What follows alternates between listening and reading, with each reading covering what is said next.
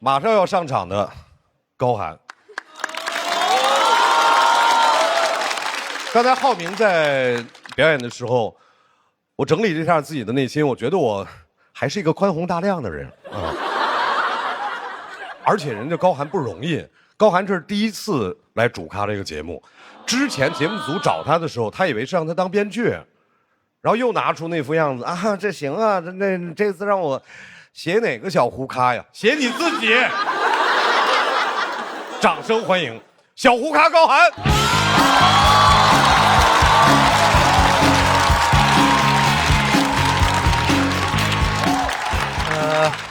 朋友们晚上好，我叫高寒啊，然后第一次来真挺紧张的。导演组跟我说这个是一场幽默饕餮盛宴，我推了很多演出，结果到这一看，饕餮盛宴吃的是蛋炒饭。咱们先说我这个同行阎鹤祥。啊，鹤翔哥相声说的确实特别好，我是相声迷啊，我听了特别好，特别厉害。但我不理解，就是进攻型捧哏是一个什么称号啊？那苏醒还是进攻型歌手呢？据我所知啊，这个鹤翔哥录另一个综艺前说过，说不喜欢这个节目组总提他的搭档，所以鹤翔哥，今天我保证不提那个人的名字。但不提那个人，阎鹤祥的人生实在是乏善可陈，所以咱们给他跳过啊，直接说这个苏醒。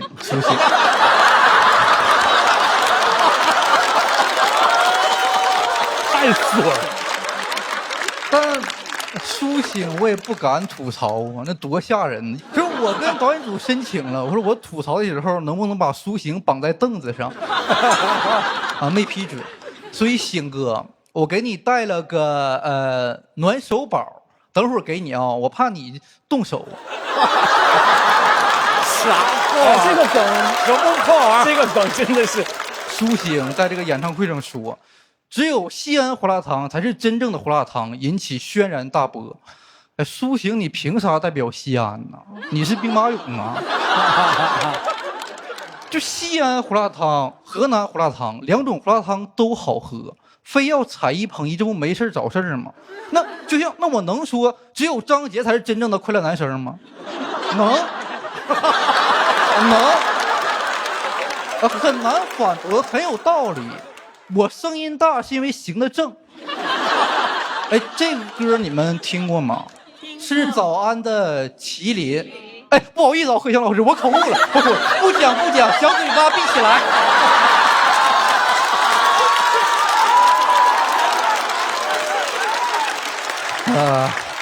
咱们还是说这个，说何洁，何洁真的，我觉得何洁真的非常非常厉害，我觉得她现在完全摆脱了超级女生这个标签，因为超级的意思就是夯爆了，但现在何洁拉完了。然后浩明哥，我非常非常喜欢浩明哥，演技非常好。就浩明哥最擅长演那种就是歇斯底里、极端暴力的角色。就这么说吧，于浩明现在的演技可以直接扮演苏醒。直接鼓掌。啊，非常佩服浩明哥啊，因为他真的做到了浴火重生，像凤凰一样。凤凰是我们这个四大瑞兽之一，四大瑞兽知道吗？龙、凤、乌龟、麒麟。哎，我不是故意的，不提，我这个我说我自己啊，我最爱吃的东西是冰淇淋。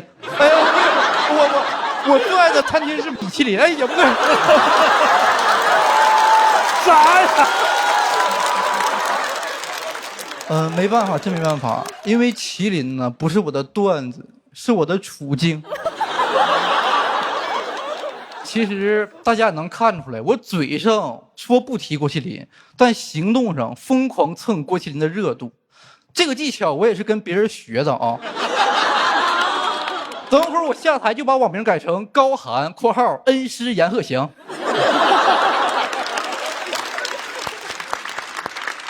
我能理解鹤翔哥，因为没搭档真的特别不容易。我们也都知道德云社非常喜欢给人摘字儿，由于贺祥哥失去了另一半，所以我决定以后称阎鹤祥为门鸟羊。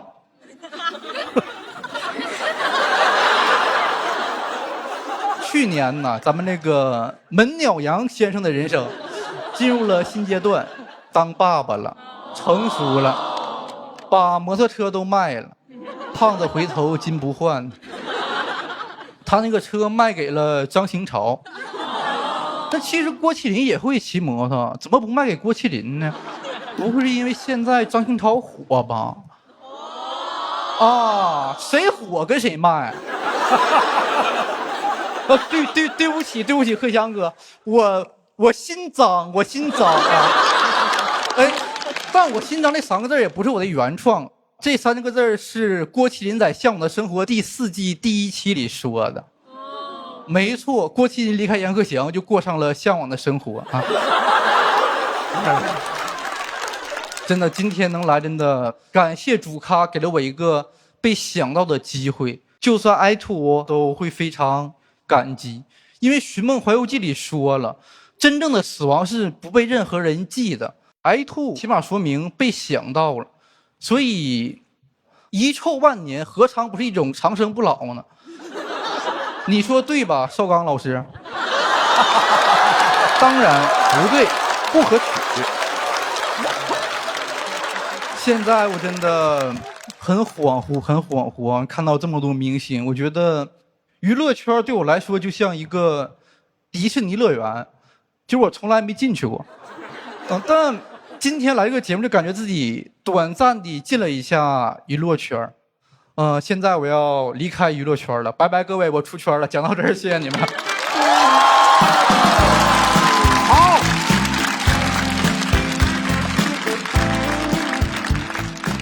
好。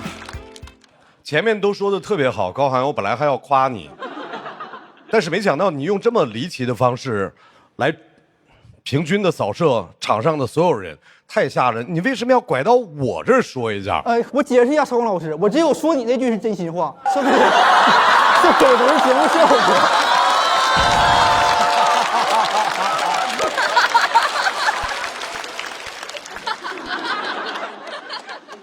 为什么要请他来？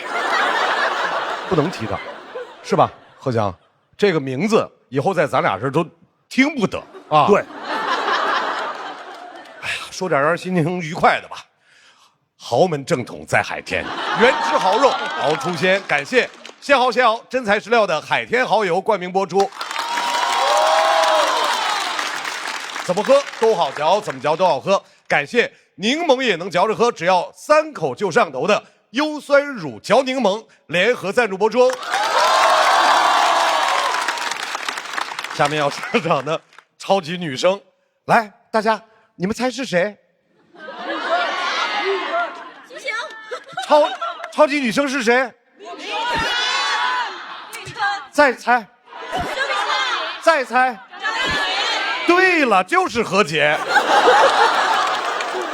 之前网上传说何洁要补办婚礼，我刚才见面的时候专门问了，假的啊，假消息，那我就放心了啊。本来还想着找一个什么样的借口不去，现在不用找了，他自己都不去啊。有请不挣我们份子钱的何洁。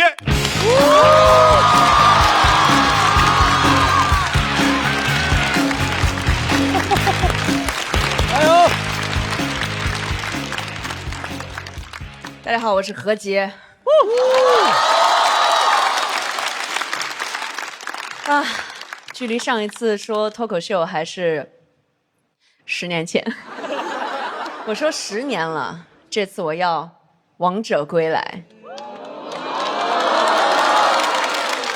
节目组说来者何人？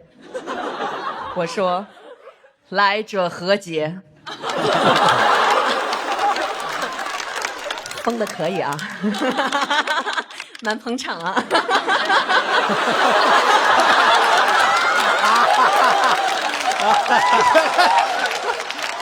新的喜剧技巧啊！最近几年呢，其实我的生活非常简单，我没有新的恋情，也没有新的孩子，但是我有新的作品啊。但是呢，因为没有新的恋情以及新的孩子，所以我的新作品呢，也没人看。哎，那总有小齐这样的网友跟我留言，就问我说：“你还在娱乐圈吗？”实不相瞒，我也经常问我经纪人：“我还在娱乐圈吗？”于是我经纪人立马给我接了这个节目。看了一下今天的阵容，应该是不在了。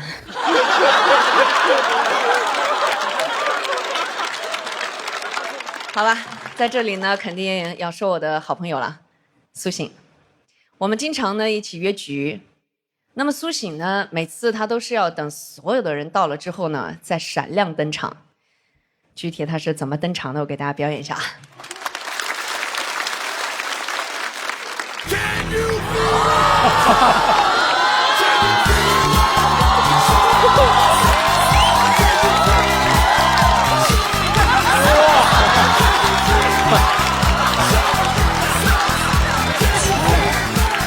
好浮夸！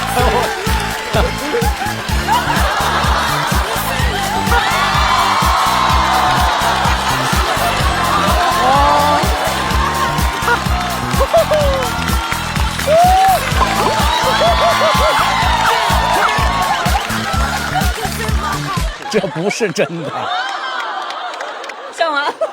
完全不像。怎么说呢？我们有的人是裸妆，有的人是全妆，苏醒，纯妆。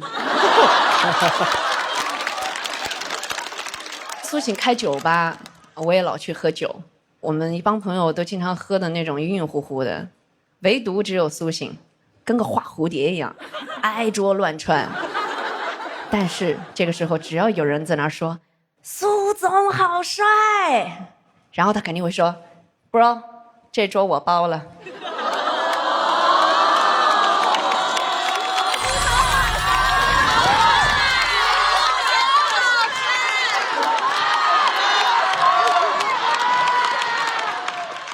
好上道啊！哎，那个场面真的就是说，众人皆醉，他苏醒。所以说，酒馆的这个生意呢是越来越好，他也越来越帅。没过多久，酒馆就被他帅死了。哎呀，我们都很难过呀，就开始劝他说：“要不你再开个饭馆？”帅哥，可以可以。那么当年呢，苏醒曝光我生3胎哈，我就在想，苏醒这个人呢，到底是蠢还是坏？后来呢，我又想起了一件事儿，有一年我的演唱会出了一点问题，急需一大笔钱，他连问都没问，直接就给我把钱打了过来，确定了，他就是蠢。哎，不是。众所周知啊，那个苏醒这个人呢，特别的讲义气，很容易往外借钱，比如说王栎鑫啊、魏晨啊，尤其是那种上综艺经常会找人有借钱的那种环节，你们都知道吧？哎，都很喜欢给苏醒打电话。那么那次呢，他接了我之后，他也给我来了一个电话，问说：“节目什么时候播呀？”苏醒这又是请客喝酒，又是往外借钱的，我感觉苏醒他沉浸在自己的一个霸总的梦里边。不过这也不能怪他哈，你们想想啊，他的朋友是俞灏明、魏晨，一个端木磊，一个叶烁，他肯定把自己当成了慕容。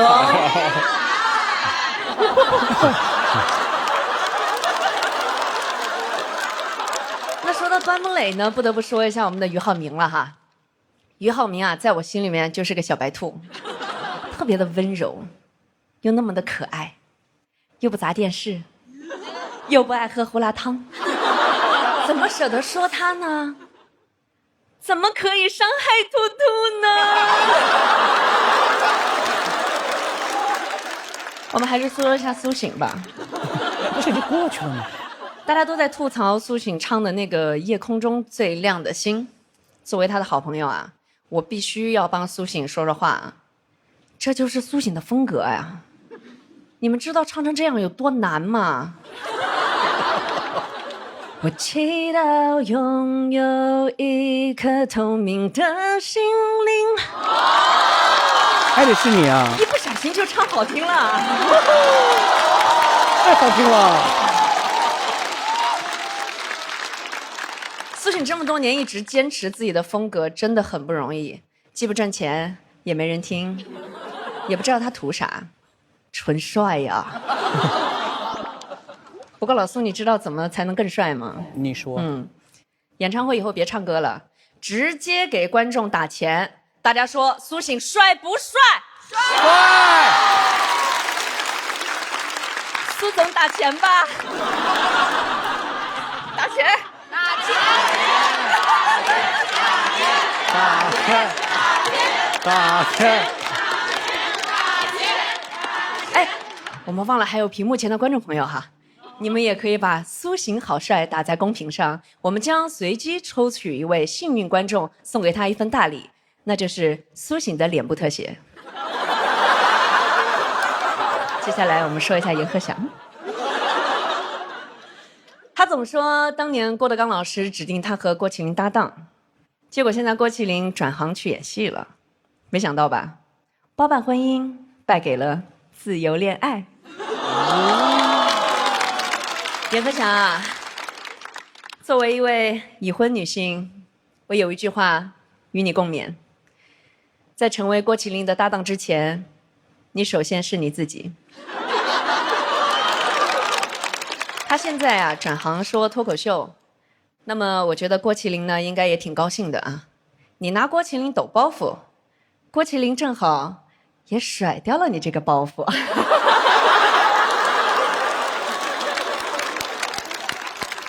某一些方面呢，其实我挺理解阎鹤祥的，因为有了孩子之后呢，人多多少少都会有些变化。你们看，刚刚阎鹤祥又唱歌，又跳舞，他现在为了宝宝啊，技能啊，确实是越来越全面了。不过呢，要说到全面，我们还是要说一下咱们销冠新一代飞鹤卓瑞奶粉升级 HMO 组合专利，9维营养全覆盖。宝宝第一口奶粉就得要这样全面的营养守护，哪怕跌跌是撞撞，也能走得稳稳当当。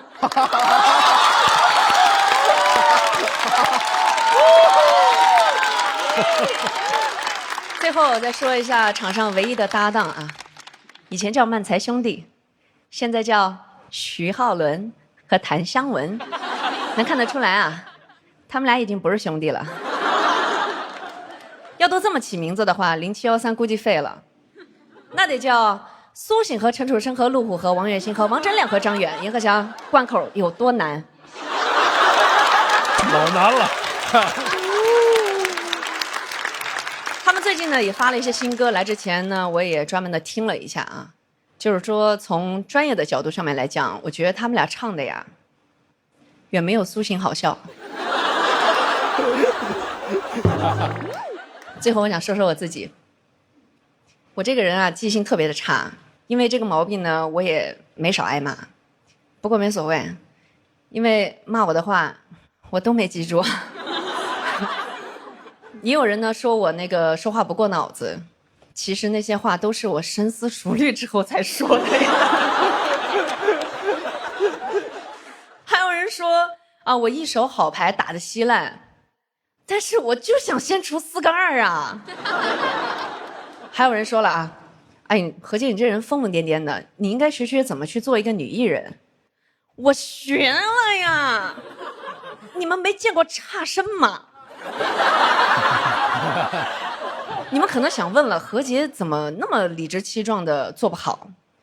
其实我是在理直气壮的做自己，不管大家觉得好不好，我都接受，这就是我。谢谢大家，我是和自己和解了的何洁，谢谢。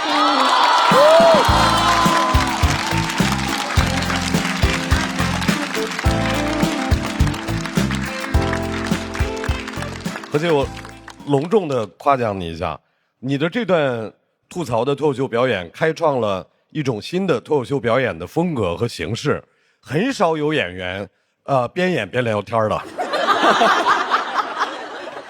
只要是提到谁，他不着急往下说内容，他先和这人聊2句。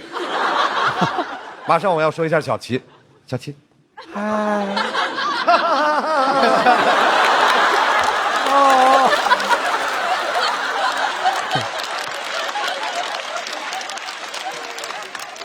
就是好，夸奖的话我也就不多说了，反正你记性不好也记不住。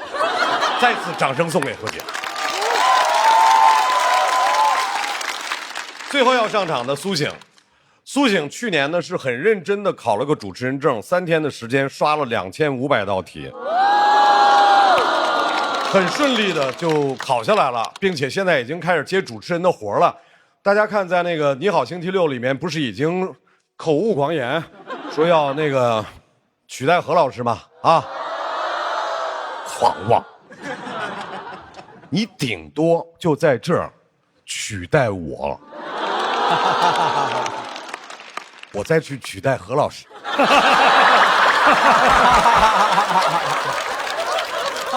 让我们有请3天速成的主持人苏醒。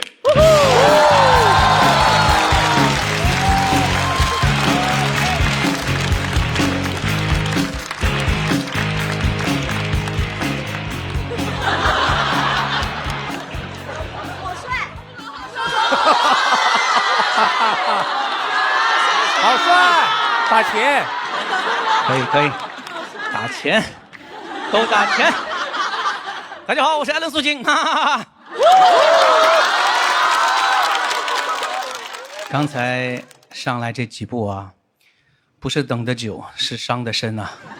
我下次提议啊，如果还有机会来到贵节目，能不能安排我先上？这坐那边真的心理的情绪的打击太大了。另外呢，这个2位弟弟，很替他们开心，非常好，也看得出来哈，毕竟这个第2次上春晚嘛，还是很兴奋的，也比较嘚瑟啊，不停的 Q 到自己上春晚，是吧？替你们开心啊！据我个人的经验，第2次上完之后呢，第3次就比较困难了。希望你们今年越来越好吧，反正啊。另外刚刚那个贺翔老师这段我很感动。初为人父啊，对他的女儿说一段话，在这个节目当中，我觉得特别好，所以我临时起意，也对我的儿子在节目里说一段话。臭小子们，长大之后，你们会看很多的综艺节目，千万别看这个。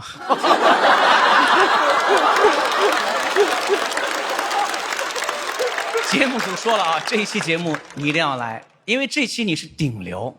我以为是客气啊，来了一看。那我就不客气了啊！别说你们请不来顶流啊，顶流来了也不敢说话，不敢乱讲话，对吧？我就不一样了，我不止自己乱讲话，还把别人乱讲的话截图发出来。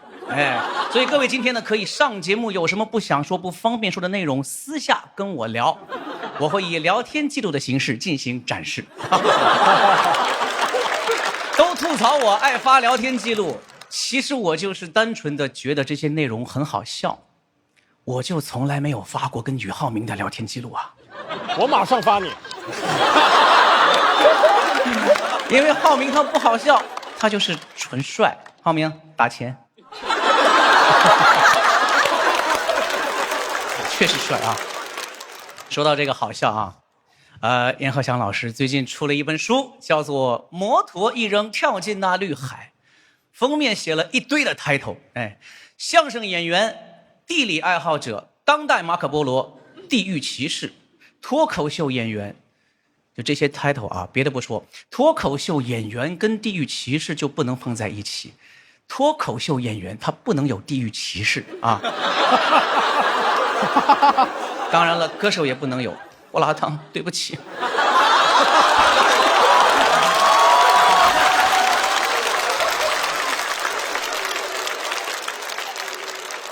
刚才那个道歉是真心的啊。我个人是很佩服阎鹤祥老师的啊，他参加脱口秀节目，郭麒麟是评委，两个人互动非常的自然，完全不尴尬。我觉得这就是成年人的体面。哎，每个人发展不同很正常。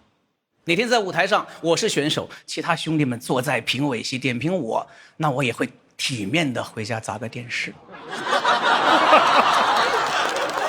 当然了，每个人面对这种情况的反应不一样，表达生气的方式也不一样。有人砸了电视，有人骑着摩托就跑了，一边骑一边生气，摩托车都不用油，用天然气，一下子骑到非洲，无能狂骑。其实联合祥老师呢跟郭麒麟走散这种事情，在我们这个行业里是非常非常平常的。我们0713几个老伙计到现在还能凑在一起，就是因为大家的步调比较一致。搭档嘛，快容易走散，慢才兄弟。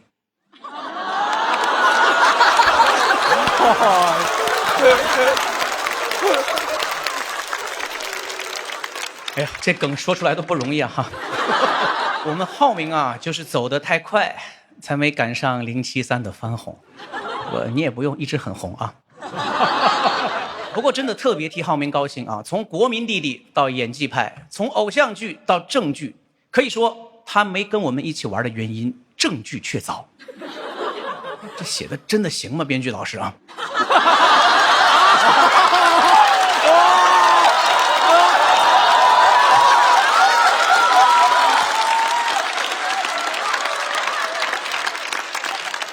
好，谢谢。把这段掌声用在刚刚那个正剧确凿之后就成立了啊。从偶像剧到正剧，可以说他没跟我们一起玩的原因，正剧确凿。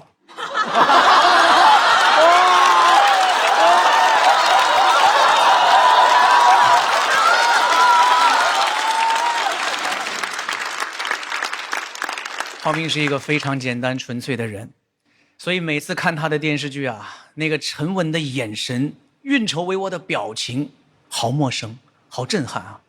但是他一开口，那个广东普通话，我就知道啊，他还是当年的那个快乐男生。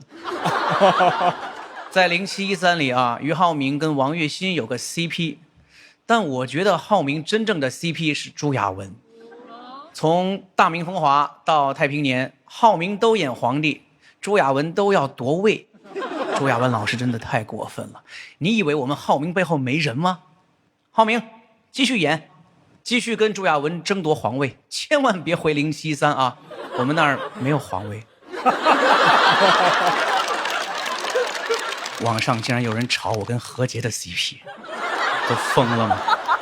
大家觉得啊，就是现在这个网络环境啊，我觉得大家爱磕 CP， 可能就是因为现实关系太脆弱，友情会散，亲情会闹，爱情会崩，所以你们磕的不是我们，而是对理想关系的投射，对稳定关系的向往，对情感缺口的补偿。说了这么多，总结一句话，我十分不想跟何洁组 CP。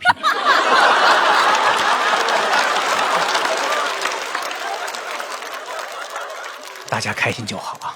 只不过现在呢，有很多的 CP 乱象啊，什么唯粉、毒粉，各种粉啊，各种吵架。我觉得这样就不太健康了啊！你可以只喜欢一个人，但不要拉踩其他人，可为但别独啊！真的，独乐乐不如众乐乐。我们0713就比较和谐啊，大多是团粉啊。不过现在上节目，也有人担心我们镜头没有配屏，其实我真的无所谓。出道10几年了啊，还能一起开演唱会，圆大家一个共同站在舞台上的梦想。哥几个在台上。只有一个想法，这场能分多少啊？有没有比开歌唱赚得多啊？啊，有的话，0713 forever。镜头有没有配屏不重要啊，给到位了，没有镜头都行啊，我不到场都行。你们说什么都伤不到我啊，已经这个德行了。但有一句话我真挺难受的，就是说这个0713呢，只有苏醒没有代表作。就对于这种话，我真的只能说，是的，帮帮我。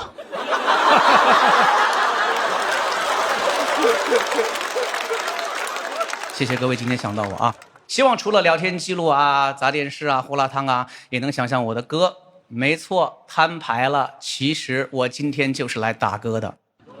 打一首2017年9年前的新歌。这首歌叫做《破亿》啊，其中呢一些歌词是讽刺娱乐圈数据至上的现象。这首歌一经发布，一点数据都没有，它不止没破亿，甚至都没破万。哎，本来想讽刺娱乐圈，结果被娱乐圈狠狠地讽刺了。我那几个哥们儿都劝我别破亿了，干脆把歌名改成你比较擅长的破防。其实我也听过一些网络神曲的公式，不就是旋律简单，情绪直接，歌词重复，这有什么难的？这有什么难的？这有什么难的 ？Music， 来一首全新的破亿送给大家。这个话筒影响我的气场，下去。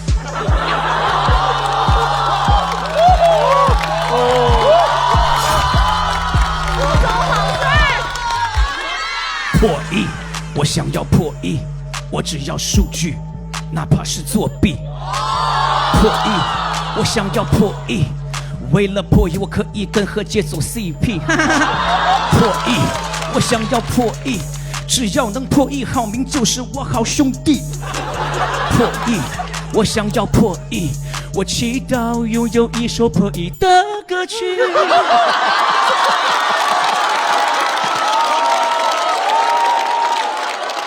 我坚持自己作词作曲就是不想这样公式化。哎，更主要的是，我怕我公式化也不行啊。所以这就是一个小小的行为艺术我还是会坚持创作。别人用一首歌养老，我可以用综艺养100多首歌。感觉有点辛苦那还是破亿吧。破亿，我想要破亿，但不要拿人品和良心来献祭，用算法获利。太操之过急，吃相太难看，最终会被自己唾弃。破亿，我想要破亿，娱乐圈的存活率才是恶作剧。你高高在上，我偏要落地，人都没点脾气，还怕什么过气？不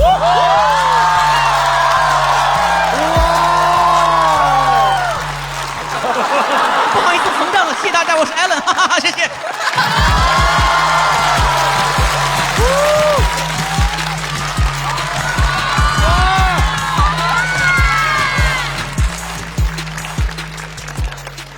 很难评价。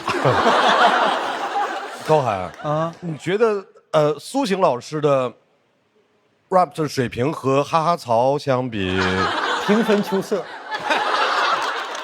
所以苏醒在表演完之后吧，我也不知道应该怎么，你真帅。各位，所有的表演都结束了，我们再次把掌声送给今天优秀的表演者们。按照惯例，我们还是要选出本场的 Talking， 觉得今天谁表现的最好，就投给谁。各位，投票开。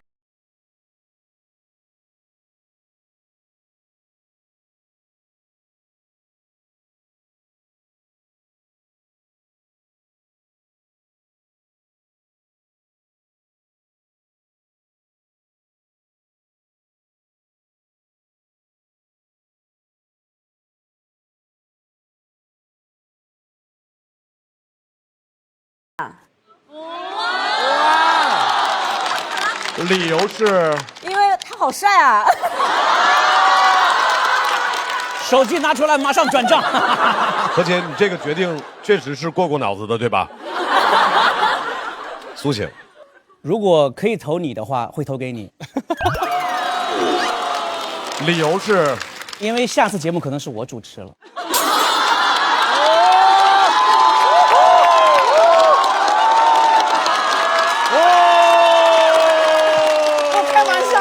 哥，不好意思，非常好笑，非常好笑。高寒，我投给苏醒，理由是他可能替代你，我挺高兴的这个事儿。高寒没完了是吧？谭湘文，我投阎鹤祥老师，理由是我觉得他的后面那段表达戳到我了。有内容的表达永远都会打动人心。对，谭耀文，我叫徐浩伦，我在这儿。徐浩伦啊 ，sorry。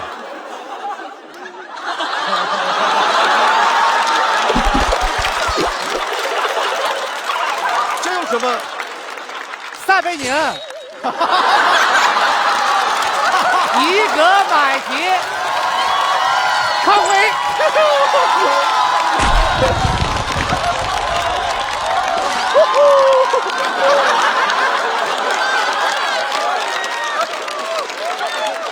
谢谢你没有跟我叫龙阳，来，你选谁？我还是投您吧，我觉得他得投您一个，您也不容易，这么多年，一次春晚都没上过呀。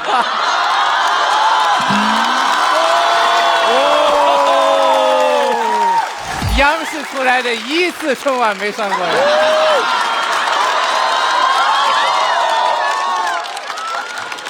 投票就是刚才我们的那段讨论，大家绝不会在节目里面看到，太伤人了。对不起，对不起，开玩笑。重新说理由，说的感人一些，好吧？感人，很感人的呀，就听这个还不感动吗？我觉得大家都会为你流泪的。张小刚好可怜啊。那么究竟谁会获得本场的 Talking？ 来，请看大屏幕。好，谢谢。海天好友，先好先好 ，Talking 真材实料，恭喜徐浩伦、韩湘文获得本场 Talking， 请来到台中。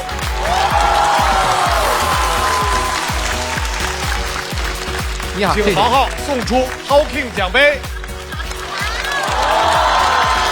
耶，谢谢大家，谢谢老师们，谢谢。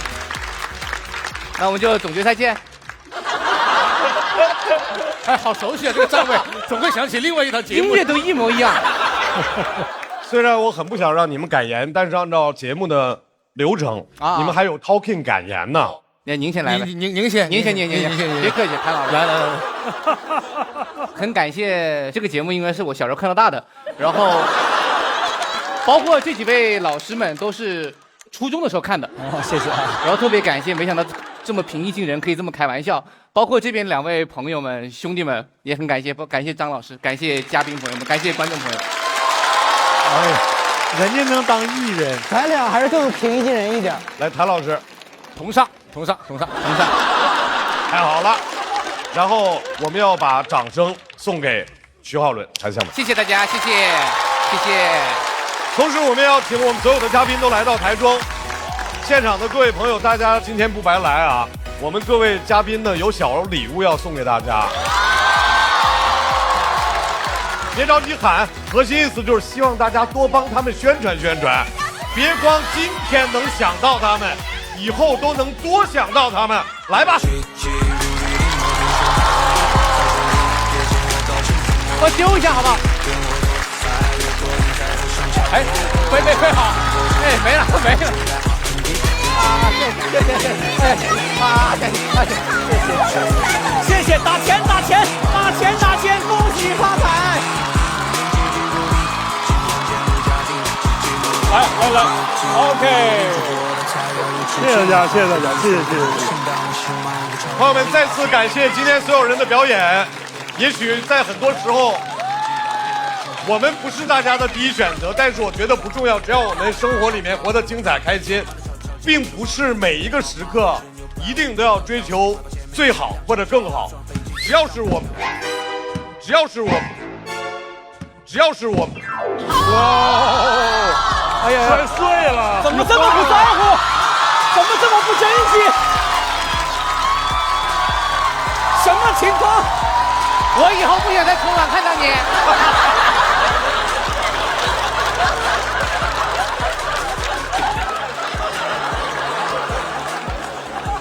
一人一半吧，不重要，是不是一人一半不重要，是不是天天精彩不重要，我们一直走下去，一直在场更重要。想看哪些狠角色来到主咖和他的朋友们的舞台，关注效果公众号小程序许愿，还有更多的演出等着你。场上没吐完，后台更精彩，别走开，后面有彩蛋。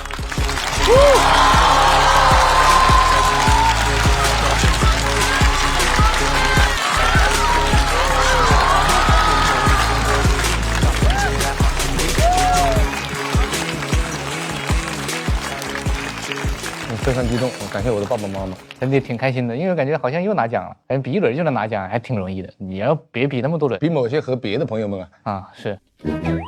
他像是那种借机吐槽嘛，没有那么火。那干嘛要来呢？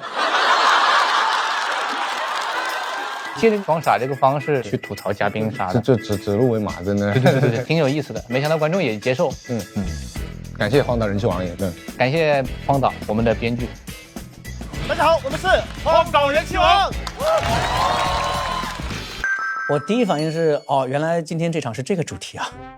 有活我不就接了吗？还管什么主题啊？什么主题都行。作为留守明星的代表，必须得来。需要我？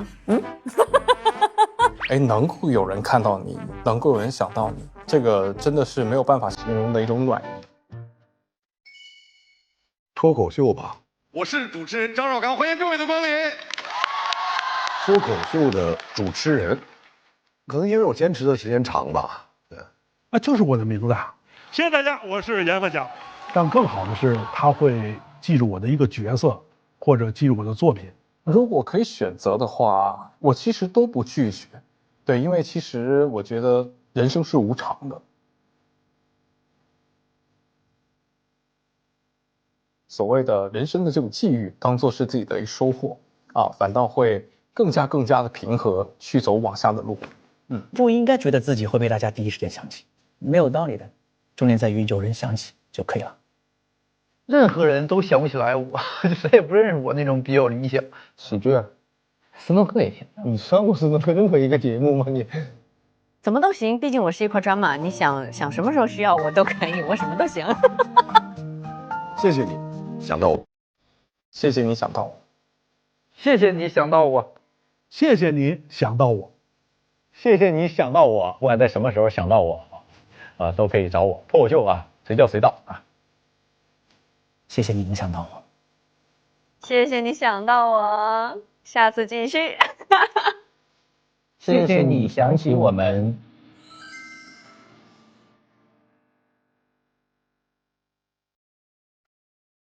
柠檬也能嚼着喝，只要3口就上头。欢迎各位来到优酸乳嚼柠檬带来的。那么问题来了，来吧然后我是这个环节的嘴替，七哥，客气了。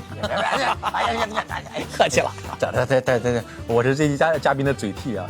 然后我们这个可能有些问题是节目组想问的，也有可能是网友想问的。好的但真的不是我想问的我只是个代班主持，好吗？感觉已经不想回答这些问题了。我看这题我都有点害怕了，挺猛。然后那个有点尖锐，准备好了吗？来。第一个，你觉得你的代表作是你的脸吗？我这说是好还是不是好呢？但我坦白说我去刷了你那个最开始出道那个视频，有点帅到我。年轻的时候还挺帅的，是吧？我可以这么回答，我希望我的代表作是我的脸，但是呢，入行之后慢慢过了这么多年，就渐渐变得圆润了，就不是了。曾经有过代表作，我现在就是没有了呗。那就代表作变得它比较膨胀大一些。那你觉得大家经常吐槽你的3个点是什么？挑不出3个。那么多吗？确实是有点多，挑不出3个。就是我觉得是这样，不管大家怎么吐槽我希望还有被吐槽的机会，就代表我能够上这样的节目，就有活干，就有钱挣。请大家多多吐槽我，谢谢各位老板。哎呀，真性情啊！那必须的，把心里话都说出来。是必须的。那您还能说出吗？就3个点。就是穷追不舍的问问到底。我想知道答案，就是3个点是什么？你随便说这个。可能就是没有一首爆款的歌。这个我认了，还在努力。但没关系，咱脸是代表作。可能就是脸也比之前要胖了，没有年轻时候帅了。这个我尽量努力吧，但是人不能这个回到年轻时候嘛。最后一点就是说我这个可能情绪不稳定，脾气比较大。这个我澄清一下，真不是，因为我觉得不是我，哎呀，打我了，哎呀，打我了，你打我了，快，哎呀，拜拜了，sorry， 不好意思，我不是这样的，不是这样的，刚才是个意外了，情绪挺稳定的，挺成熟的。比如说那个，我如果向你借钱的话，不是我，就身边的朋友向你借钱，会不会有门槛？会有3个门槛吗？我觉得借钱就不用3个门槛，2个就行了。第一呢，就是我跟你的关系要够熟，对吧？你咱俩第一次见，肯定不存在嘛，那借5块行吗？也不行，原则问题得有个熟。第二就是偿还能力，对吧？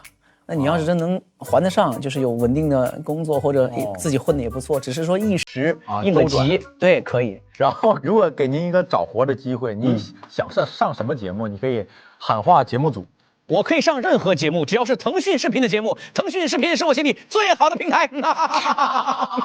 然后想上什么类型的节目？以前觉得好像歌手出道应该是音综，那现在我觉得这样的语言类的脱口秀节目也 OK， 就只要他请我去，说明主办方、说明平台认可我的价值，我觉得就行。后面还有微博网友想问的问题，你说就是，大家都说你很有综艺感，有没有担心就是太过主动接梗会显得就那种刻意，或者是容易尴尬之类的？就是我觉得还好，因为我平常生活中跟朋友也是这么聊天的，就像我组个饭局，如果你在，大概也会 get 到像刚刚我们这一段的我的一些状态输出和反应是一样的。那可以总结成这个综艺感是天生的呗？比较幽默的一个人吧，不谦虚的说一句这是很不谦虚。然后大家还说你是内娱少有的敢说型艺人，你有没有哪次就是说完话后悔说就是太直接了？后悔，觉得说的还不够直接啊，不够直接。当年很多话现在重新看，那时候真是青涩冲动，有时候年轻时候你的一些想法，可能很多年后会被证明你就是对的。没有那种所谓的鸡汤，一定是冲动啊，好像不经世事，不是的。有时候你的想法，如果年后一看，当年的你就应该坚持，且更坚持；当年的你就应该那么说，且说的应该更直接。我真是觉得没有什么排资论辈的。就我今天，我觉得咱们在台上，我觉得哇，你的表演我觉得很喜欢。那其实，在这个领域，我感觉你就是可以是给我去传授一些经验的人。就我们是 same 是一样的。有一些是真的觉得错了，那也会马上去坦诚的承认错误。哎呦，我有点感动了，认真了，走心了，对，上情绪了。我也不知道这个采访是个什么调性啊。调性，我有点没把握好调性，就感觉马上知心访谈了，你知道吗？我走进去，我感觉表达的很清晰。然后您跟0713就哪一位交流最多的？跟谁是同一个活儿就交流最多。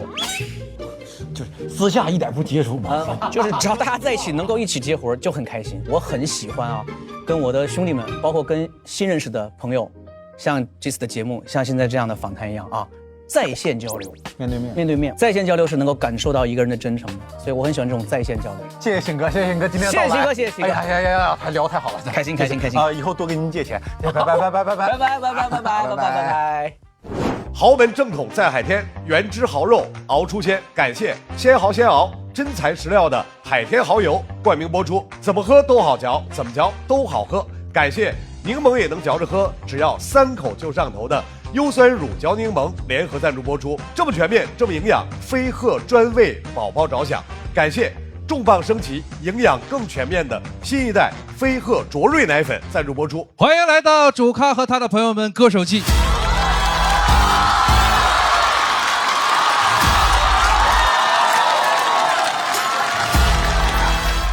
我要是把黑胶的歌发成短视频，你说这首歌是低俗还是高雅？战友，一最卑微的梦，回答我！我的黑家，我的天堂。回答我！我拿什么拯救？我要是把短视频的歌做成黑胶，你说这张黑胶是高雅还是低俗？腾格尔，我的天敌，燃烧我的卡路里。回答我 ！Super Idol 的少女，动你的天。回答我！你到底其实崛起的嘴巴猪猪，喵喵喵喵喵。我爱你，就像风走了千万里，从不问归期。你们要真听懂了呀，像我一样，你会发现难听。欢迎来到今天的上桌吧主咖。大家对自己的表现还满意吗？在座的都太好损，我难受一整场了。你目前为止写过最讨人厌的一个艺人是谁？所有的艺人都是我的好哥好姐姐啊！我没有说些掏心窝子的话。那我叫西南暴龙，我叫慕容云朵，我叫大张伟。我们游戏结束吧，只要取名就可以了吧？一个老实人，2个大聪明，跟5个瞎掰人，瞎掰王大赛，墨镜。再认真一点，是在明草。你认字儿不到底？我问你，这柠檬法其实就是重新定义了柠檬的价值。我就问你们敢不信吗？真假商务人，我觉得是苏醒，苏醒更酸一点。苏醒可在乎，你知道？这里面是不是没有商务？本来就你们可太厉害了，没有礼仪了。我们这里。豪门正统在海天，原汁豪肉熬出鲜。感谢鲜蚝鲜熬真材实料的海天蚝油冠名播出。感谢柠檬也能嚼着喝，只要3口就上头的优酸乳嚼柠檬联合赞助播出。春季换新不用愁，天猫新货啥都有。感谢承包你春季购物车的天猫赞助播出。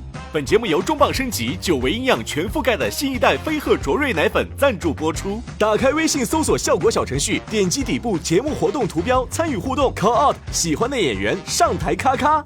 每周六中午12点来腾讯视频看主咖和他的朋友们，爆笑满满。周日惊喜加更，上桌吧主咖，更多幕后内容打包享。每周一陪看加更，主咖陪你看，超多内容享不停。周间不定期幕后花絮，惊喜连麦等你发现。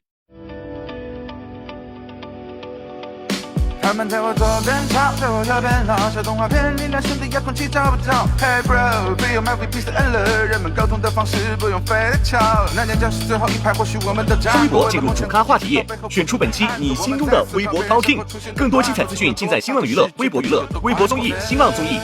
工作、学习、生活用百度网盘，美好有我全盘掌握。快来水果汤泉，吃喝玩乐聚会超好玩。